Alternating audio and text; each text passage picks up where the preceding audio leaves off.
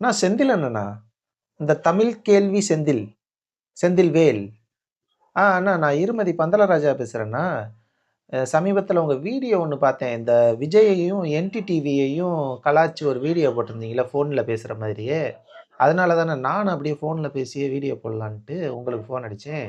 அந்த அந்த குளித்தல பக்கத்தில கனிம வள சம்மந்தமா வீடியோ எடுக்க போய் ஒரு நிருபர் தாக்கப்பட்டார்லண்ணா.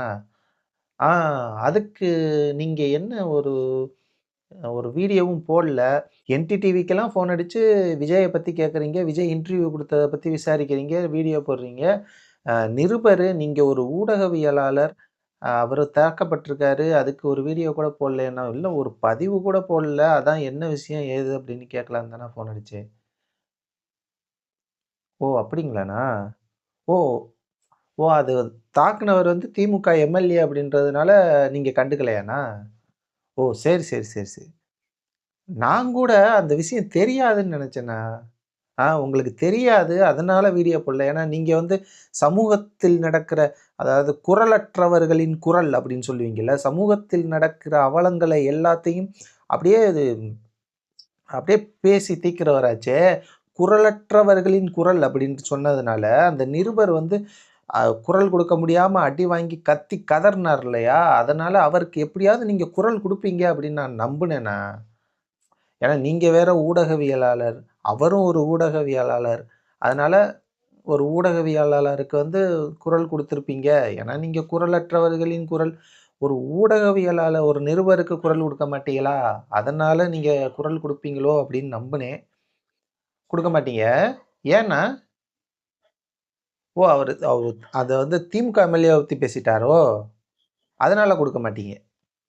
இதே வந்து வேற எம்எல்ஏ அதிமுக எம்எல்ஏ, தாவேக்கா அ இல்ல வந்து நாம் தமிழர் இந்த மாதிரி யாராவது தாக்கியிருந்தாங்கன்னா, நீங்க பேசியிருப்பீங்களா?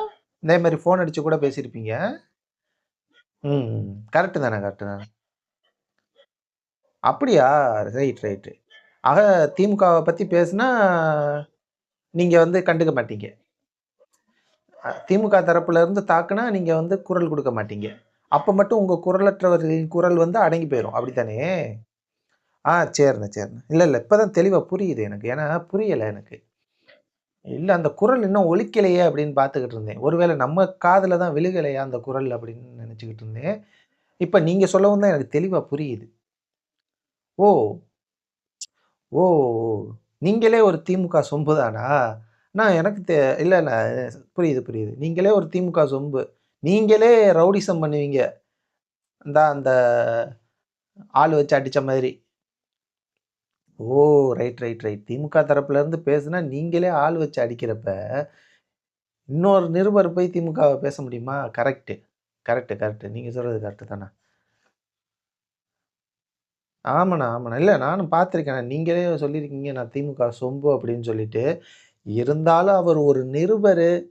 2 பேரும் ஒரே லைன்ல இருக்கீங்களே, ஒரு வேள குரல் குடுப்பீங்களோன்னு நெனச்சேண்ணா. சரிண்ணா, நன்றிண்ணா. ரொம்ப நன்றிண்ணா.